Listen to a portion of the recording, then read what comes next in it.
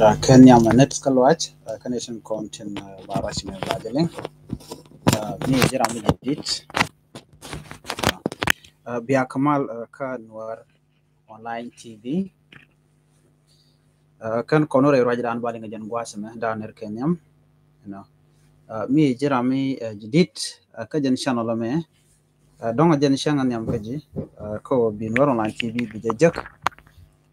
di jogono jin ku subscribe ke nywaka kana sun ko ken content ko ken nuar online tv en lera ban linga jan gwase me lera dana to ka gambela jan gore jan go banyo ka yakel no lera dan lin kono gambela ke jan gwase me lera mo gwa ka ne dialan kon tin te ka gambela ke tin kon tin tarar gambela ka kon tlam di de kon lar ko cha kwadangro tin kon tin te ka gambela ke jan gwase me kwar umot julu ke julu umot kwarten ko joak chaka kapin yantama Dr. Abiy Ahmed rai wicha ka Addis Ababa ke Ethiopia chaka kapin aloka ne ti shikan rojan tama ke shiga jare kwara ka gambela shikan kwadang rawo ko kor gwan bar akano kan itin content cha kwantin cha lagwastian kan kwadang rawo ti chinwari ke chiwe gambel charo altet kadian ko kor gwan bar liuna tet kadian ne kame ko kwarka karon kina darawid wal badak shuko kwarka ka shuriya gamo shongot kami wani jen ka wani am liuna ne shang kane de konti liu long kane de kon lan nuwar ka gambela aliya dan liu nuwar ka ja aliya munyono telegram dier ka tik ne konti lan nuwar kon nuwar na ka gambela re wi ka gambela mana gambela kana ka bo korop jikem kan nuwar kon na korop jikem kan nuwar kon tela South Sudanese duno kan nuwar ka kwi ko shala kan nuwar na ka ke abar antama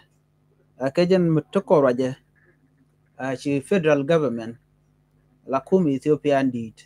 kuran la prime minister ne Dr. Abiy Ahmed chakan kwadang raw chaka watch ka ta dana shingwane chika to ka je ka gambele ngai kona gwana no federal government agente ka longo ka gambele mite mi jeng mi chodo lel ka gambele kan bi woja netin content ka gambele tele ka long ke chikana de tele ka long ko de ka kware kan ka woja man kulo ina la tes ka je o ke jok ci Dr. Abiy Ahmed ci do realeka ko bene to ba ka woja do badana ci realeka ci kwadang ro ci ka woja no mot kana tankwe ci woja tamre kwara ka ci kwadang ro ko kien ci ka latin en kwara ci ka latin ci shekbar ci jele la kwara nyam ka ci kwara ro de ci ja kam wut nuara nuara man ci kam kwara mo Dr. Galwarwon rami chirwich ka gambela ke ci letu ngwan lung ci la ka gambela ka kwiji gambela gwasante tinawon lede lo ramkel mlakwar ka gambela university nuwan ajen cha jako biya vice president no ka gwaten kwe namo milero den tama kan kwadang ro ko na pai kwan shega na sha kwan chale alimitu shegbar alimitu mot shegbar jen chala gwa modo en kwere ro de ni Dr. Galwarwon alamugo ikone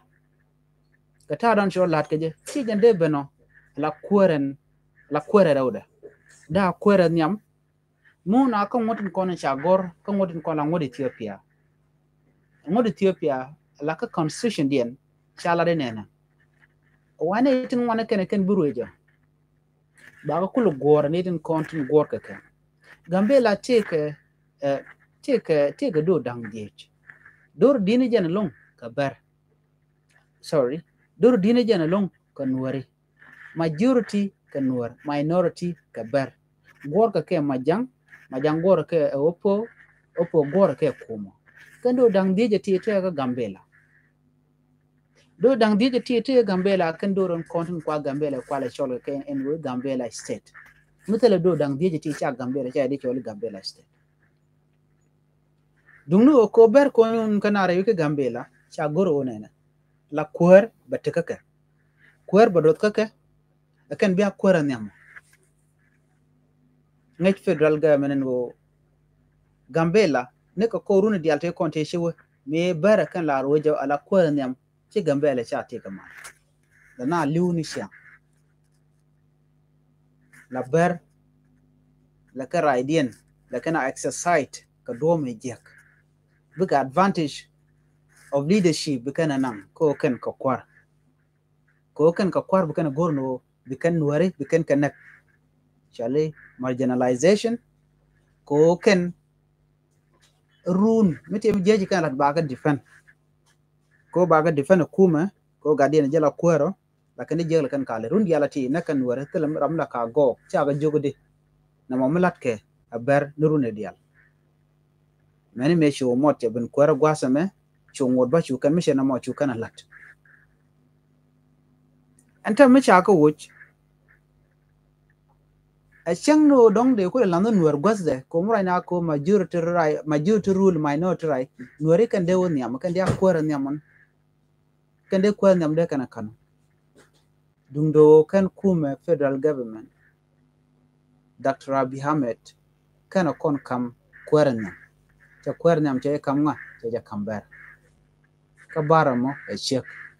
den check cha jago bangu ba kwero ka gambele ke jan gwasana kom dan ko nuare cha kom rewde minamo she fair she peri ka she democrat anamo ka she ka constitutional unconstitutional anamo no de nuare kana kwero rewde ka kene kala majority mo ka gambele kene ri shirkere ti ri sha kwanti chiloy na tete de long kaka shingna man chiloy nuare tan yen tete ten chiloy de tet ko chikon kwero nyam che de ken ko kon bana jingna kwero rewde de kon kwero rewde kwero nyam de kon je bara kan dia kwero rewde mo ka kwi men shal ke no ka ngot kwero nyam ba yi ka majority dingno antama cha kwero nyam cha loj bar ci kon ngot ba ko bu kon te ka kwero rewde ngude banale ni nyur batina na me ka gambela ka parliament kire kuma ka ko ba gore gwano ngam dia kwer ko ba ko kam kwer ngura kanana kam ka entama ba kula kam kwer ko bikan rej bikan to ka gambela gwasa me murai kon ka tada nan je kona be ka gambela ala ber demandien keten gor kan ka malakan kon na ko kon ware lut kan je lo be ko na la to lut kan je no be ko kon nak ko kan te de gor kan ka kana nuar bi ga jien kan nuar ber sap nuar ber sap adawi nuar manan te ka gambela gwa te ka bol akana nuar ka jien gwa so chine nuar chine ka gor na me kel ka du no chala re kuma ka wi la ne ken atra la diaspora ne ken ne ti win ko ken te la ka kula moy ka yo to ko kan me ko bu nuar nak ne re to te ga win to ko ken te ka gambela kukan wi gambela ala kwarkin kukan amat ke kukan tika connection singmen tika na nyore kuma ka nagdi la naga nuare me e policy dien me tika ka entama ken ne kon labba netin kon tin na ko kon nuare kare ro ana kare ro lo kanas atibi man dan letkana bikan ngod bokam letkana enemi ci kon nuare chana kula bom dan bate ko ci federal government tama she move me she jamek che kwadang raw che ka woch ko kwadang raw tama ngoda bate gare rika kan kwara kona sha woch mot kana tan koy te gare rika dara yetok te gare rika ko kan te ka ngot gorka ne daro te cha yen ke ne shop ko bakel ke baro te sha yen federal government ke kore dan jito Gambela ngoda ba gadi dang ro ba ka tich kenyam la kona we keni immunity do ba long do ba je kapin ba je kulo jek ne de la jalat ke na mo jin kenya mati wi ko am ba jaga o ledi nyingu dialan kono ledi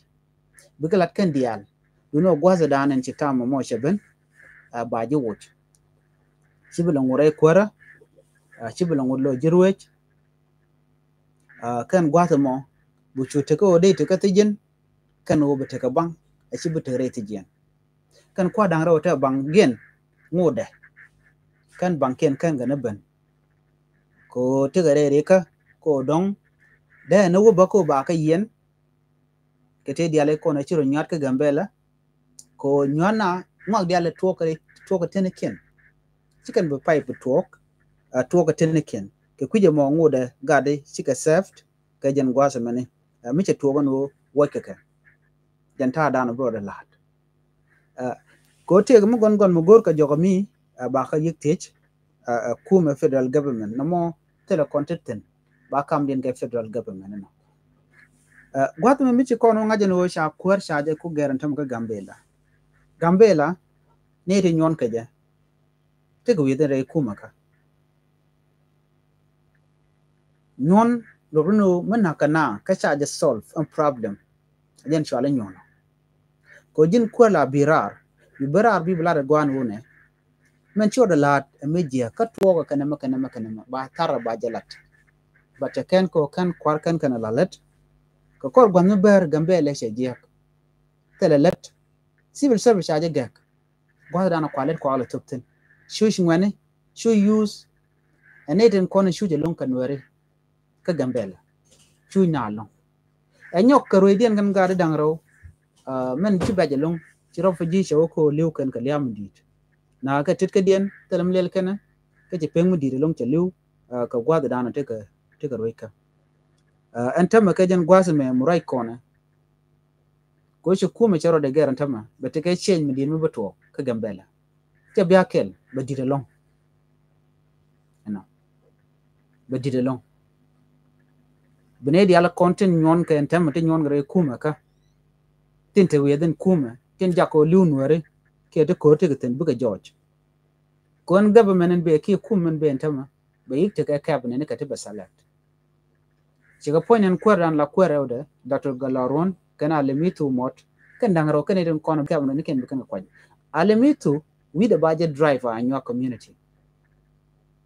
but Dr. Galwak teram with the be jo wernena ko nware de larno bum kon long no chikon kwer chikon na jogu jin mi lede mo mi je chikon na jogu na matena ba ka cha jogu le na la ka decide la jen but in your community jelga ka melaken yinken tin kon let ken la kan ka let ke riet kel ka roda men bu kon jaga ja chuch ka Gambela jen mi shikana mo ko en chega me cho agu jeno ye chek dong tel number long ne content bi tin bu de direct ka bar chana kula laro nena mun wer bo ngot ka mun ka rawi ka Gambela ka jan tam me be ngot ka miliu ka rawi ka Gambela ka jan ki ngu mi balat anetin kon tin te pin tin binu wen te la politician te libo dong de rande ja kwany ka tem dong kiran che ken kana kwany ko te gane de ngwan wi ke jeno dong de rande kwany te la cabinet within the parliament Dr. Galaron nginye jen a teacher ka kwar ka university jen ta dana teten en kwenye na me bane ko ken bo lo dien be jaga jaje te goro dong ba de kan mandan le ro de ka Gambela ba dong de ken ya chana kula laro nene ken ber dial kontin lat ke ti jega Gambela bugo ngut kam let ken ka ke buka rodin kapchon na mo jen dan to men gur kon lo waseme o chane ngaje no ci kwar o moto julu ken tanko jak jatwo ci kwaren jatwo ci kan ngudan tamalo ken konan bu korwa ci ka to ka Gambela bana ko to ne choch mi didit nyogan tema ko kor runu dang de jete mu wete ci kwara kon be jan tem mu wete ci karen cap mu wete ci kan netin kon tila nuria naka kila la korea tok mo te chicken ka within kuma gambel ki mo te chicken ga jugo no mledien me jak ngoda ba ban liam di dien ban jele ni je ko de man bar o bunwer bu jien kanwer ber sap o nwer bu jien kamakot o nwer bu jien pulda den dan le roda right now term dien le roda ka gambele gertiti kedin kon tila di mani ka bar de lo dan de te do ko shi chaka wo jala tok ko ci kwar ji din bu ben la kwer mi jidin mi te chop la di mani la ken la kare na ger la ngwana kare na ger amu galung ko de kuma de nyoga ger de kwer dan bu wich de rod bu mo kene ka te ko ken do jengno chek bare me bu we rod mo ka mo do dien baro do mo ka kwa ko ken sekete ko na lat ke mo do julu bi gambela bo ba nyogo lo re rolka ba nyogo lo re rolka ko en kwara cha kwanya la shek ci bar shi kana no tama kane ngumu kwa ngene shek je bor what I know so far o name tem la cholga parnyang ala jin mulugo ba ngaje no go yaram mo ko the same way ken ke rate implementation rate taka lunga easy ci mo de kon surprise mana kon wore tel mat ka karwada no kon te ka mat ci cha kon bunyon despite ora me shek ka kume system akel constitution akel we la kan wani je kel chan gan motor we jo da goron wadan content tin be so chwa guje no ye shek telam balat that one it doesn't matter ka politic ba kon do ke je bayni min kon e kon lan were chana kul tenyo ne na mi che kwer ma chaje kur ya le ka cha kwem jidi chaje kon kwer nyam kon kwer rewda ne dr galwar won je la kwer rewda mo lan were mu kwa ko la let ngode ba dong de tarbe de ror ne ten boron dong dr galwar won ba dia kwer nyam mon ta ma changit no ko ngode ken ana ben ga parliament bana ben nyur mu kuna lo nyur ba ko ngaje no shi kwer nyam shi jeko do no men cha non ska federal government o ci kwer dan en la kwer nyam chaje kamber no ma changa ci kemi dan ngai kono kor runo 2018 dan ne ba kom ba ja kam o modu julu kenyam kon kwanye tenko mi na ben ga gambele bana bu dolten you know to tenko chaje bo je ko jen experience de ko ye to ala dala kwer rewde jena dan nang tenko ko ngu ka kwer rewde entama mu na ben wi ko na ben ka gambele parliament ke dole mbor dan lat ke ngodian la de tene kanil kon la politician by the way godan tegten kon kon la civility man konten quick kon ka kan ha ya nyuro la ben kon ke result timi kon result kon linga no ci dr Abiy Ahmed ci kwar gambel ci ko wot la kon linga man ni la tele kon say tele kon authority tele kon nothing okay tele kon mi lon kon ka gambele me de ko la na me ci kon lon la lon dan tele je cengral kon eni federal government karwade abu dor alaro be jram be je kulo wot kalwang da mi chen no ko jen ka tam da mi chen no ko jen no na bu ke tede bu ke jen chu kon tele kon lwang gwaza me no ka ben ka parliament e bana be nyur jen gwaza dana baje bu ngati no anga mi biya kwar ki anga eno mi bana nang karwona do dien ki kurun dang dik ten ko ken bana be nyur ko mi alimitu mi take experience mi lenye dr galwar won ke je ke experience dongot ajen biya kwar ka gambela dungno mu dr galwar won we wi ramadan en take experience en dini jen bi tarbit baro da ger bu kwar ben kan wore la kwar nyam bu kwar ndanen la rewde bo ko ber lo shiga ma jen biya kwar rewde mo dero ne tan ngode mi tek tiaka lungu na mo dero ne ger anta danen len waru din ke je ka gambela na me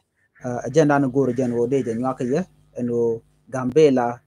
shi kwer mi jidit cha nyoko bentin cha kwar ko kien cha ga kwany to kwara to ntema mo ko ka gambela bu ko nyoko dol ba ramadan be na nang karundang de tin ko kien re kwer ka ba je kulo we kwany re dien ke bu ko nyoko nyurten ba ga chu kam kom ke ba chu kam la no kwa ulat menetin jena men gwa ko ci kwem di chaban te ga la woja rol la ka woja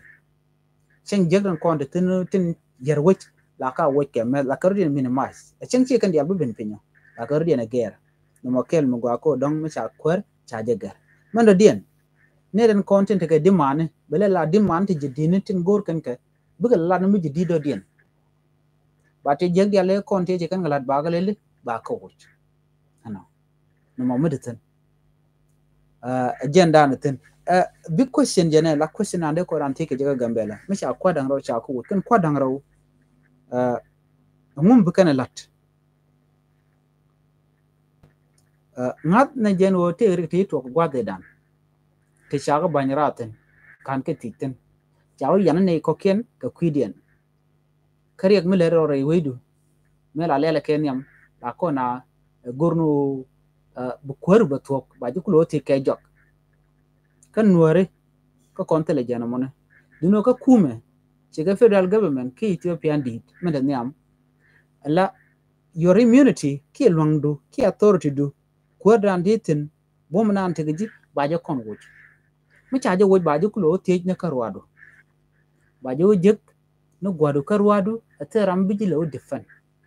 ba chu nyol evidence ku ko ne ti roi ke evidence china roi ke ngaroi na ke evidence yiro den la evidence kan magat ka ta ka luang ka ja shuch ka ta ka luang angam de tech han duno chu ko de mal ti jang gwa me bu ko be li me mi shawa ka siang je ga nan chaleli men chalat ko cha ka kamrar chire ka bot men bot ba yik dir ka tek dien mi te men na ka ta ka luang be yik ya le ka nyen ta dan te ka bot ka jen ta dan te ka kuma ne wan tem kuma wa ken yam ba luang du ba je wot ka jok ba be jek lora bang ya jek te to e jen ai der ba ji yen ki ba ji palwe ngada je gwa en wote ne tere je monta matin wore ti cha yen lora bang te tel tet du no ken ka kwar te ka disa baba under federal government jay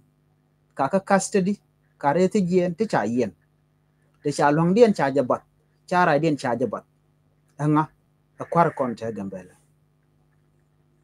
ka yana ga tin nga yana ga kan tet kwar te tin konen cha kulwot Dr. Abi antem right konen ne to ka ti jin the same thing but to ka kan kwarti shikane ti karodian ba yena karo meni kane de ti ba ka ke but kenyam la kona wo ken ngudu wo ken longdo nyene shanen ka gambela ka kwanwer konte te gambela me dan changana jek te gaten me chi ro karodian chu kan kwarti ri ja kulo wojen tama chu kan power nen to you kan bo watch brand be jalo bang ba jalo loro bang ka new land kan nuore ke jena chaga nuore chaga chenga jek angwasamo ba chu ko ne je tiag ne federal government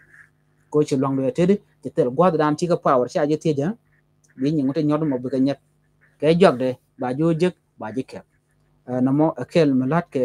kuma menten niam tama ke jen gwa de right kon ke jama mo nyodo kan kwa dang raw chika saft ko kan ka bot te china liu tet ke dien ke naw chin chi change jek tet ke dien ba ni min ba ka ti enimi wa kulika wa ko kulne ko ken ki ba jo kul nuare ko jen la tuok nuare la je ya kol ka pin wa der ke le ba ye la widu